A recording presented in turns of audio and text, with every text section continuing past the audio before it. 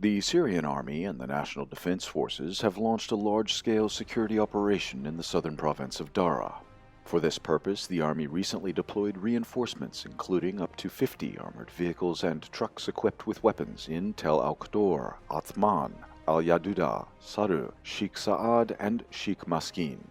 The town of Muzayrib and other nearby areas are the reported target of the upcoming operation. Government forces seek to put an end to destructive actions of an illegal armed group led by Mohamad Qassim al-Subhi, the former leader of the Free Syrian Army al-Karam Brigade, and ISIS cells operating in the area. Over the past few weeks, dozens of pro-government fighters were killed or injured in Daraa province. Most recently, 9 police officers were killed in Muzayrib. Hayat Tahrir al-Sham and Turkey reportedly reached a tactical agreement to de-escalate the situation in southern Idlib after the recent military incident between the parties near Nayrab. The meeting was held at the Turkish military point in Arihah. The terrorist group agreed to withdraw its supporters from the chunk of the M4 highway between Saraqib and Ariha and not to attack Russian-Turkish patrols there. In turn, Turkey reportedly agreed not to oppose Hayat Tahrir al-Sham's decision to open a commercial crossing between the militant-held part of Idlib and western Aleppo near the town of Maaret Elnaasan. Earlier, Ankara and militant groups directly controlled by it sabotaged this initiative. Turkey seeks to control all the economic and social life in northwestern Syria. Meanwhile, Hayat Tahrir al-Sham sees the commercial activity between Greater Idlib and the rest of Syria as an important source of income through various fees and trafficking of goods.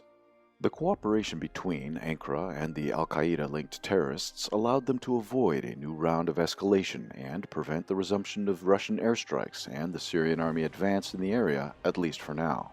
The Turkish army and the Russian military police held 2 extended joint patrols along the M4 highway on May 5th and May 7th. The Russian military police for the first time reached the eastern entrance to Arihah. Previously, all the joint Russian-Turkish patrols were conducted in a much smaller area between the west of Saraqib and the east of Nayrab. Tactically, both Ankara and Hayat Tahrir al-Sham are interested in preventing the resumption of anti-terrorist operations in Idlib. However, they have serious strategic contradictions. Turkey seeks to establish full control over the entire part of northwestern Syria not controlled by the Damascus government, and to turn it into its own protectorate or even directly annex this territory. At the same time, Hayat Tahrir al-Sham is working to defend its relative independence from Turkey and to turn the area of Idlib into its own ISIS-style caliphate. This creates conditions for further tensions between the sides that may lead to military hostilities. Despite the Turkish success in finding understanding with al-Qaeda, the situation in southeastern Idlib still remains complicated.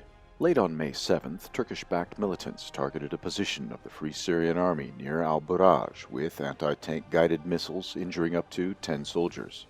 Pro-militant sources also claimed that a firefight erupted between Turkish proxies and Syrian troops east of Aris.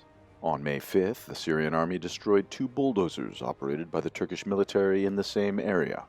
The Homs Deir Desert is one more source of instability.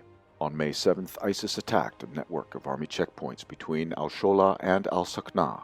The assault started with the explosion of a vehicle-borne improvised explosive device. Then over a dozen terrorists attacked army positions. They retreated after several hours of clashes. Up to 15 Syrian soldiers were reportedly killed or injured in the clashes. Pro-government sources claim that 9 ISIS members were eliminated.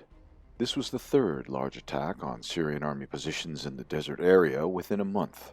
However, the complicated situation in Daraa province and on the front line in southern Idlib does not allow the Damascus government to allocate the resources needed to carry out regular security operations that would contain the growing ISIS threat in the desert.